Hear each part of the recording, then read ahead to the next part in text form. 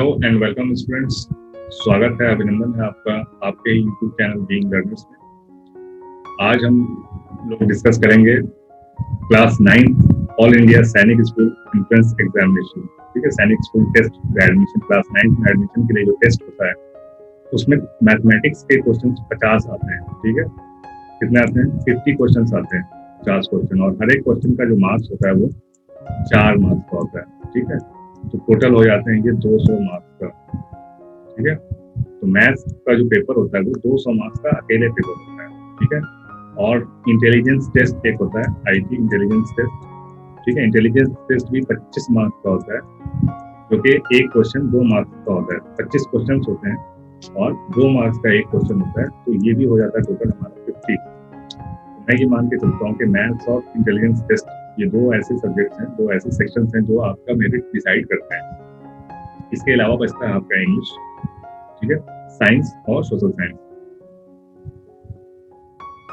English, science, social science मेरे हिसाब से 400 में से बचे 150 मार्क्स। ठीक है, 50 मार्क्स आपके इंग्लिश के, 50 मार्क्स आपके साइंस के, 50 सोशल साइंस। 25-25 क्वेश्चन तीनों में होते हैं, 2-2 मार्क्स का होता है, यानी 150 मार्क्स का। ठीक है, तो आधे से ज्यादा तो आपका मैथ ही डिपेंड करता है। और साइंस और सोशल साइंस ऐसे सब्जेक्ट हैं जिनको आप लर्न कर सकते हो, यानी कि उसको याद कर सकते हो देखकर। ठीक है, अगर आपको समझ में नहीं भी आता है, इन केस, वैसे तो समझ के करना चाहिए याद, इन केस अगर आपको समझ में नहीं भी आता है तो भी आप उसको याद कर सकते हो। ठीक है, जिसको बोलते हैं हम लोग अपने जुबान में रट्टा मारना।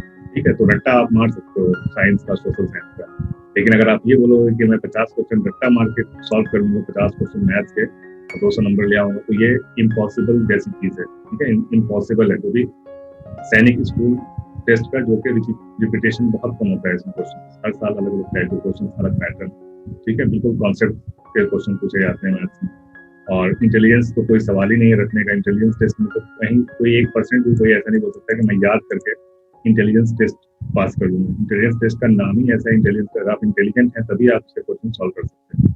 ठीक है, तो यहाँ पे हम लोग बात करेंगे उसी 200 मार्क्स के। ठीक है, जो 50 क्वेश्चन आते हैं 200 मार्क्स के, हम उसी 200 मार्क्स के बारे में बात करने वाले हैं कि किस साल में कितने क्वेश्चन किस सेक्शन से पूछे गए। ठीक है, 2018 का है, 2019 का है, ये 2020 का है। एनालिसिस, इसको बोलते हैं क्वेश्चन पेपर एनालिसिस। ठीक है, 2018 में जो 50 क्वेश्चन आए तो किस किस यूनिट से आए, किस किस सेक्शन से आए। अच्छा, अगर आप लोगों ने फॉर्म भरा है इस साल तो आप लोगों ने देखा भी होगा प्रोस्पेक्टस में करीब 29 या 28 टॉपिक्स दिए हुए हैं। इन्हीं टॉपिक से क्वेश्चन पूछे जा सकते हैं, पूछे जाएंगे। ठीक है, तो पहले तो ऐसा टॉपिक वाइज रहता नहीं था, बहुत ही ब्रॉड वे में बता दिया जाता था। क्लास 8 का सिलेबस है, एनसीईआरटी क्लास 8 का सिलेबस रहता था, लेकिन इस पर टॉपिक वाइज बताया गया। ठीक है, तो वही सारे टॉपिक्स इधर लिखे हुए हैं मैंने। ठीक है, और इधर मैंने वो क्वेश्चंस जो आए हुए हैं 2018 में, 19, 20 में, तो वो क्वेश्चन नंबर्स ये लिखे हुए हैं। क्वेश्चन नंबर्स 1, 4, 8, 9, ये सब क्वेश्चन नंबर, यानी प्लेइंग विद नंबर्स जो एक टॉपिक है, इस टॉपिक से कितने क्वेश्चन आए 2020 में, और ये टोटल नंबर है। यानी टोटल 5 क्वेश्चन पूछे गए, क्वेश्चन नंबर 4, 8, 9, 10 और 38 नंबर के। ठीक है, ये सारे नंबर्स में ये क्वेश्चन नंबर, तो टोटल कितने क्वेश्चन पूछे गए प्लेइंग विद नंबर से? 5 क्वेश्चन पूछे गए, और वो क्वेश्चन ये हैं। ठीक है, 2019 में इसी टॉपिक पे कितने क्वेश्चन पूछे गए? तो 3 क्वेश्चन पूछे गए। ठीक है, जिनके नंबर 9, 28 और 29 है। इसी तरह 2018 में कितने क्वेश्चन पूछे गए सेम टॉपिक से? तो 3 क्वेश्चन पूछे गए, 1, 43, 44। तो 18 और 19 का पैटर्न लगभग आपको एक जैसा मिलेगा। ठीक है, लेकिन आप 20 में देखते हैं तो ये 5 क्वेश्चन पूछा जाता है, जहाँ पे पहले 3-3 क्वेश्चन पूछा जाता था। 2020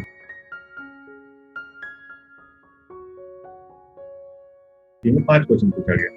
लेकिन इस बार जैसा ये टॉपिक वाइज ये टॉपिक बताया गया, बाकायदा प्रोस्पेक्टस में लिखा गया ये टॉपिक का नाम, तो मुझे लगता है कि अब जो होगा, अब हर टॉपिक से कम 2-3 क्वेश्चन पूछे जाएंगे। ऐसा नहीं हुआ कि एक ही टॉपिक से 5-7 क्वेश्चन पूछे जा रहे हैं। ठीक है, थोड़ा सा इस बार जो डिस्ट्रीब्यूशन होगा क्वेश्चंस का वो यूनिफॉर्म होगा, यानी कि थोड़ा सा मिलता जुलता होगा। यानी हर टॉपिक से 1-2-3 जैसा टॉपिक उतने क्वेश्चन। ठीक है, प्लेइंग विद नंबर्स कोई इतना भी अच्छा टॉपिक नहीं कि उसको 5 क्वेश्चन पूछा जाए। ठीक है, तो यहाँ पे हम देखेंगे कि क्या है डिस्ट्रीब्यूशन। तो सबसे पहले रैशनल नंबर, जो सबसे पहला यूनिट आपको पड़ता है रैशनल नंबर, उससे एक क्वेश्चन पिछले साल पूछा गया 2020 में, एक क्वेश्चन 19 में भी पूछा गया, और 2 क्वेश्चन पूछा गया था आपका 2018 में। तो इस साल का जो मेरा गेस है वो इस साल मुझे लगता है कि 2 क्वेश्चन जरूर पूछा जाएगा रैशनल नंबर से। ठीक है, 2 क्वेश्चन इस चैप्टर को मैं देता हूँ कि 2 क्वेश्चन जरूर इस क्वेश्चन से पूछा जाएगा। ठीक है, डिविजिबिलिटी एग्जाम जो है ये टॉपिक अलग से दिया गया है, लेकिन ये टॉपिक मैं प्लेइंग विद नंबर के साथ ही मर्ज कर देता हूँ, क्योंकि ये डिविजिबिलिटी भी और प्लेइंग विद नंबर से दो, यानी ये डिविजिबिलिटी एग्जाम जो टॉपिक है वो प्लेइंग विद नंबर्स चैप्टर में ही आता है, ठीक है। तो ये मैं दोनों मिला के बोलता हूँ कि 4 क्वेश्चन पूछे जाएंगे, ठीक है। 4 क्वेश्चन ये होगा। अच्छा, अब आते हैं नेक्स्ट टॉपिक पे। तो टॉपिक है क्यूब एंड क्यूब रूट्स, ठीक है। तो क्यूब एंड क्यूब रूट्स के ऊपर एक क्वेश्चन क्यूब से पूछा जाता है, एक क्वेश्चन क्यूब रूट से पूछा जाता है, ठीक है। तो 2 इस साल ही पूछे गए थे, उससे पहले साल में भी 2 पूछे गए थे, और उससे पहले भी 2 पूछे गए थे 2018 में। तो इस हिसाब से मेरे ख्याल से इस बार भी 2 ही क्वेश्चन पूछे जाएंगे, एक क्यूब से और एक क्यूब रूट से। सेम कंडीशन यहाँ पे स्क्वायर रूट का थोड़ा सा ज्यादा है, क्योंकि क्यूब रूट कम यूज होता है, स्क्वायर और स्क्वायर रूट बहुत ज्यादा यूज होता है हमारे में, ठीक है। और दूसरे क्वेश्चंस में भी देखेंगे जब हम क्वेश्चन सॉल्व करते हैं मैथ्स के या फिजिक्स, तो स्क्वायर और स्क्वायर रूट का बहुत इस्तेमाल है। तो 2018 में पूछा गया था 4 क्वेश्चन, 19 में पूछा गया 4, और इसमें बहुत कम पूछा गया स्क्वायर और स्क्वायर रूट से, एक ही क्वेश्चन पूछा गया था 2020। ऐसा मुझे लगता है कि 2 क्वेश्चन इस पर भी पूछा जाना चाहिए और पूरा पूछा जाएगा, ठीक है। तो इस पर भी 2 क्वेश्चन मैं ले लेता हूँ इस टॉपिक से भी, ठीक है। 2 + 1 भी हो सकता है, यानी 3 भी हो सकता है, क्योंकि इसका रूट ज्यादा होता है, ठीक है। 2 + 1 है तो मैं मान के चलता हूँ, ठीक है। एक्सपोनेंट एंड पावर्स, ठीक। वैसे तो ये तीनों एक ही चीज है, यानी cube and cube root, exponent ये भी एक्सपोनेंट ही होते हैं, यानी किसी चीज का पावर अगर 3 है तो क्यूब कहलाएगा, और टू द पावर 3 एक्सपोनेंट कहलाएगा, ठीक है। तो एक्सपोनेंट ये तीनों लगभग मिलते जुलते चैप्टर्स हैं। तो लगभग 2, 2, 4 और 3, 2 और 3 5 और 3 इसमें 8 क्वेश्चन ऐसे तीनों मिला के पूछे जा सकते हैं। पहले एक्सपोनेंट एंड पावर से बहुत क्वेश्चन पूछे जाते थे, 4 क्वेश्चन इसमें पूछे गए हैं 2020 में, 3 पूछे गए हैं आपके 19 में, और 3 पूछे गए हैं 2018 में। इस साल मुझे लगता है 3 ही पूछा जाएगा 2021 के लिए, मेरा गेस है कि 3 क्वेश्चन इसमें से भी लिया जाना चाहिए, ठीक है। यूनिटरी मेथड जो है वो आपका चैप्टर किस चैप्टर में आता है? ये आता है डायरेक्ट इनडायरेक्ट प्रोपोर्शन, ठीक है। डायरेक्ट एंड इनवर्स प्रोपोर्शन, ये जो चैप्टर आपको दिख रहा है ये और ये एक ही यूनिट में आता है, ठीक है। तो इसमें एक क्वेश्चन यहाँ पूछा गया 2020, 19 में एक भी नहीं पूछा गया, और 18 में 3 क्वेश्चन पूछे गए। तो मेरे हिसाब से, और यहाँ इस डायरेक्ट एंड इनवर्स प्रोपोर्शन में एक क्वेश्चन यहाँ है, इसका मतलब ये दोनों मिला के 1 या 2 क्वेश्चन पूछा जाएगा। 2 क्वेश्चन में लेके चलता हूँ दोनों को मिला के, ठीक है। एक यहाँ पूछ देगा और एक यहाँ पे, ठीक है। एक क्वेश्चन दोनों टॉपिक से पूछ सकता है, ठीक है। कोऑर्डिनेट ज्योमेट्री एक नया चैप्टर है, लेकिन कोऑर्डिनेट ज्योमेट्री क्या है कि हमारे इस टॉपिक में जो 28 टॉपिक दिए हैं इस बार के प्रोस्पेक्टस में, और आपको ये भी पता होगा कि इस बार सैनिक स्कूल एग्जाम नहीं ले रहा है, ठीक है। इस बार एग्जाम जो ले रहा है वो नेशनल टेस्टिंग एजेंसी ले रही है, NTA, ठीक है। जो नीट और जेईई का एग्जाम कंडक्ट कराती है वही इस बार जो एग्जाम ले रही है। तो थोड़ा सा डिफरेंस तो आएगा ये 2020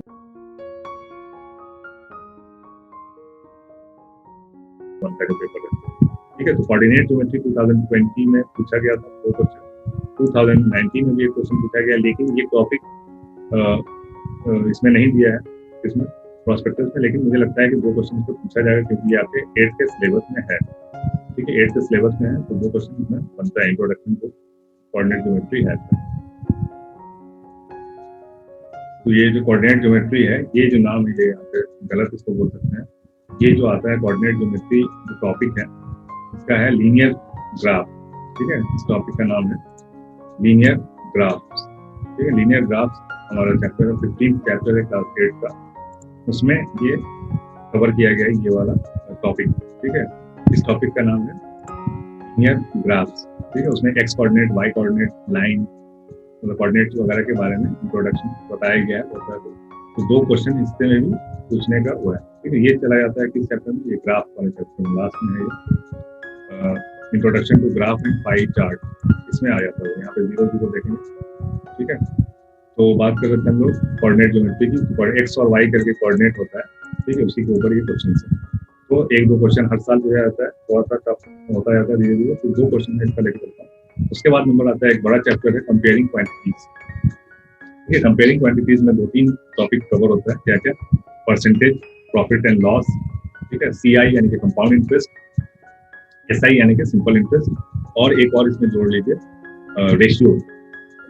रेशियो भी इसी चैप्टर में आता है कंपेयरिंग क्वांटिटीज में, ठीक है। कंपैरिजन रेशियो क्या है? एक तरह का कंपैरिजन, ठीक है। 2:1 यानी कि एक को 2 हिस्सा मिला और एक को 1 हिस्सा मिला, तो इसको बोलते हैं हम रेशियो, ठीक है। तो ये भी कंपेयरिंग क्वांटिटीज में आ जाता है, और इसमें देखिए इस साल भी 6 क्वेश्चन पूछे गए थे और इससे पहले भी 6 क्वेश्चन पूछे गए थे। ठीक है, तो मेरा इस बार का जो है अनुमान है कि 5 क्वेश्चन जरूर इस सारे टॉपिक को मिला के पूछे जाएंगे, यानी कि CISI, profit and loss percentage, ठीक है, और रेशियो, ये सब मिला के 5 से 6 क्वेश्चन पूछे जाएंगे। बहुत ही इंपॉर्टेंट ये चैप्टर है। ठीक है, तो बिल्कुल इस पर ध्यान दें। कम से कम 50 क्वेश्चन इस चैप्टर से आप एक कॉपी में बना के रखें, 50 टाइप के क्वेश्चन। ठीक है, एक टाइप का नहीं होना चाहिए, 50 एक टाइप का भी होगा, कम से कम 10, 12, 15 टाइप के, यानी आप पुराने क्वेश्चन में देख लीजिए। ये सारे क्वेश्चन देखिए यहाँ यहीं पे आपको मिल जाएंगे। कितने क्वेश्चन मिल जाएंगे आपको पुराने क्वेश्चन से? 1, 2 यानी 6 इसमें मिल जाएंगे, 6, 6, 12, तो 14 क्वेश्चन तो आपके पुराने क्वेश्चन पेपर में ही मिल जाएंगे। उसको बिल्कुल लेके अच्छे से समझ के कॉन्सेप्ट क्लियर करके उसको बनाइए, सॉल्व कीजिए और ध्यान दीजिए उस पर। ठीक है, डायरेक्ट इनवर्स प्रोपोर्शन तो हम लोगों ने देख ही लिया ऊपर। अभी आते हैं स्पीड टाइम डिस्टेंस। ये टॉपिक जो है, ये टॉपिक आपका दिया हुआ नहीं था उसमें, जो 28 टॉपिक दिए हैं उसमें ये नहीं है, टाइम एंड वर्क दिया हुआ। ठीक है, टाइम एंड वर्क, तो इसमें मैंने स्पीड डिस्टेंस भी मिला लिया है। तो स्पीड STD इसको मैं बोलता हूँ, STD टाइप का क्वेश्चन, यानी कि स्पीड टाइम डिस्टेंस के क्वेश्चन। ठीक है, तो इसमें 2 क्वेश्चन हर साल पूछे गए हैं, तो इस बार मुझे लगता है कि 2 क्वेश्चन जरूर पूछे जाएंगे टाइम एंड वर्क को लेकर। ठीक है, अब देखिए अलजेब्रा में आ जाते हैं। अलजेब्रा एक बहुत वास्ट टॉपिक है, लेकिन देखा जाए तो टोटल देखिए 2018 में कितने क्वेश्चन पूछे गए थे? टोटल 4 और 3 7 8 क्वेश्चन पूछे गए। 19 में तो बिल्कुल हद हो गई, इतना बड़ा चैप्टर, इतना अच्छा चैप्टर होता है अलजेब्रा, उससे सिर्फ 2 ही क्वेश्चन पूछे गए। ठीक है, यहाँ 2020 में देख सकते हैं 3 + 1 4 क्वेश्चन पूछे गए। तो ऐसा मुझे लगता है कि इस बार 2-2 क्वेश्चन हर टाइप से पूछे जाएंगे। 2 क्वेश्चन आपके अलजेब्रिक एक्सप्रेशन से पूछे जाएंगे, 2 question linear equation in one variable से पूछे जाएंगे और 2 क्वेश्चन फैक्टराइजेशन से पूछे जाएंगे। टोटल 6 क्वेश्चन पूछे जाने चाहिए इस बार। ठीक है, अभी जो मैं सैंपल पेपर बनाने वाला हूँ वो इसी, जो मैं ये लिखता जा रहा हूँ, इसी हिसाब से मैं सैंपल पेपर तैयार करूँगा और बहुत जल्द आपके पास आपको नोटिफिकेशन मिल जाएगा इसका। अगर आप यूट्यूब पे पहली बार देख रहे हैं तो इसे सब्सक्राइब कर लीजिए, क्योंकि बहुत अच्छा मटेरियल मैं डालने वाला हूँ सैनिक स्कूल की तैयारी के लिए, जो कि पहले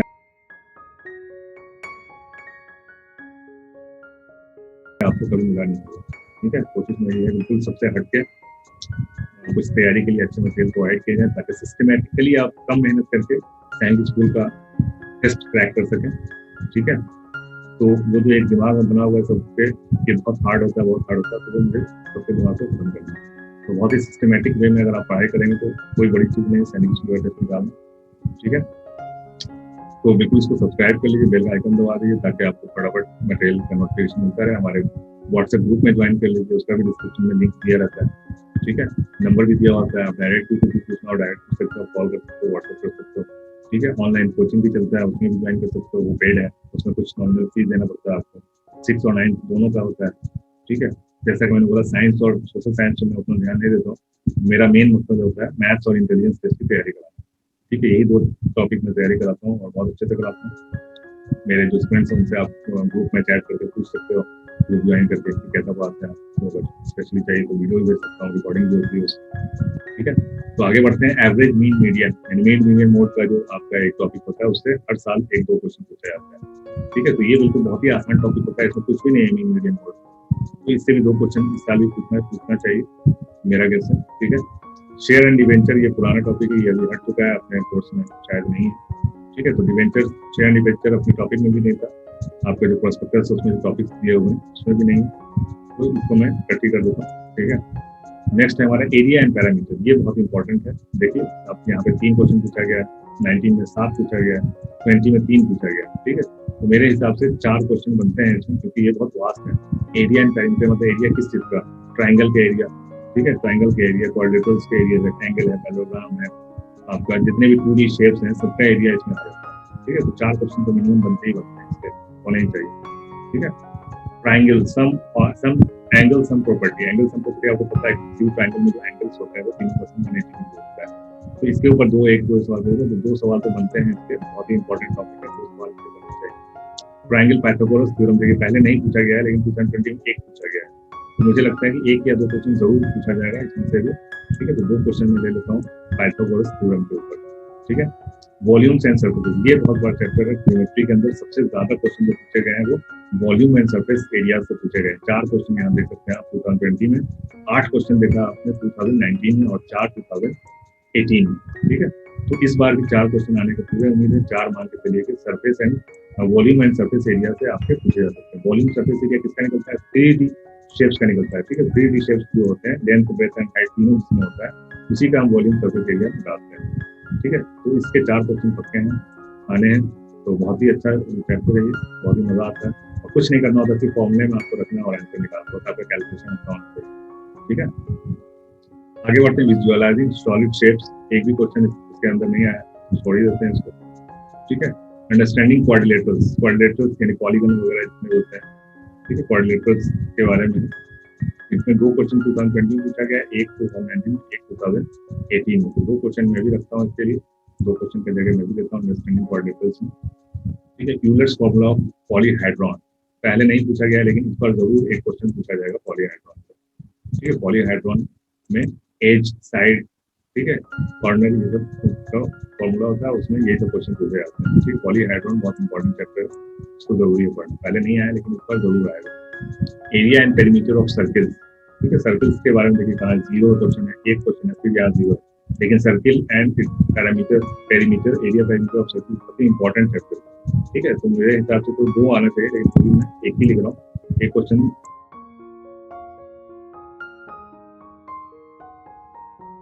2 लिख देता हूँ, 2 क्वेश्चन तो पक्के सर्किल एंड एरिया पैरामीटर को आना ही चाहिए, ठीक है। पैरेलल लाइन एंड कंस्ट्रक्शन है, कंस्ट्रक्शन के ऊपर एक क्वेश्चन 19 में पूछा गया, 20 में नहीं पूछा गया। पैरेलल लाइंस के ऊपर एक क्वेश्चन पूछा जा सकता है, पैरेलल लाइंस के कंस्ट्रक्शन में, ठीक है।